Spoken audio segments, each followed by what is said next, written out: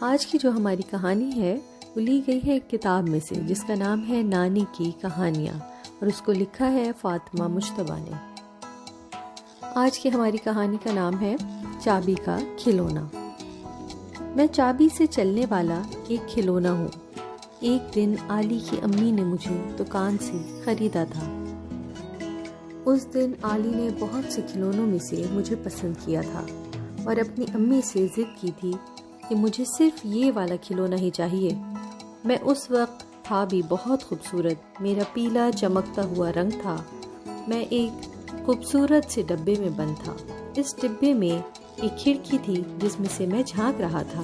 جب علی نے مجھے پسند کیا تو میں بہت خوش ہوا۔ علی کی امی نے پیسے دے کر مجھے لے لیا۔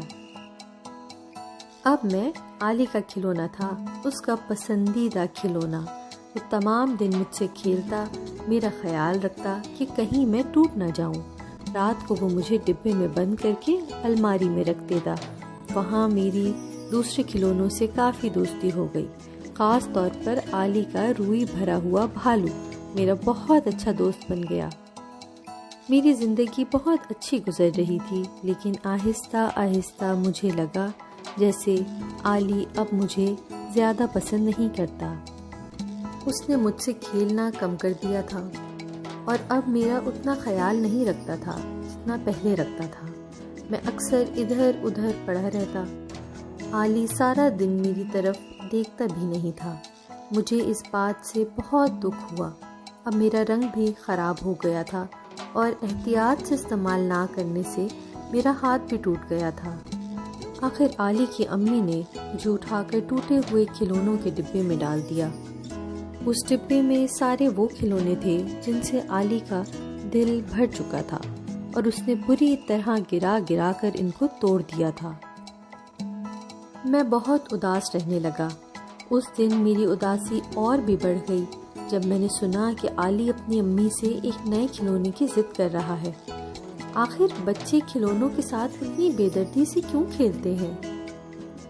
اگر وہ ہم سے پیار محبت سے کھیلیں تو ہم بھی ان کا بہت دن تک ساتھ دیں گے۔ نئے کھلونے بھی لائیں اور پرانے اور نئے سب کھلونوں سے کھیلیں اور خوش رہیں۔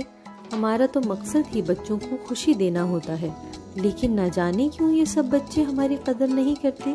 اپنی کتابوں، کاپیوں اور کھلونوں سب کی حفاظت کرنا بہت اچھی بات ہوتی ہے۔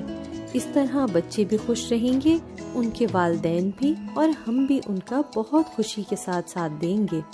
آگے ان کی مرضی، اپنا فائدہ کریں یا نقصان۔ تو بچوں، امید کرتے ہیں کہ اب آپ اپنے کھلونوں کے ساتھ احتیاط سے کھیلیں گے اور ان کا خیال رکھیں گے تاکہ کھلونے بھی آپ کے ساتھ خوش رہیں اور آپ کا لمبے عرصے تک ساتھ دیں۔ تو ملتے ہیں ایک اچھی پیاری سی کہانی کے ساتھ، جب تک کے لیے اللہ حافظ۔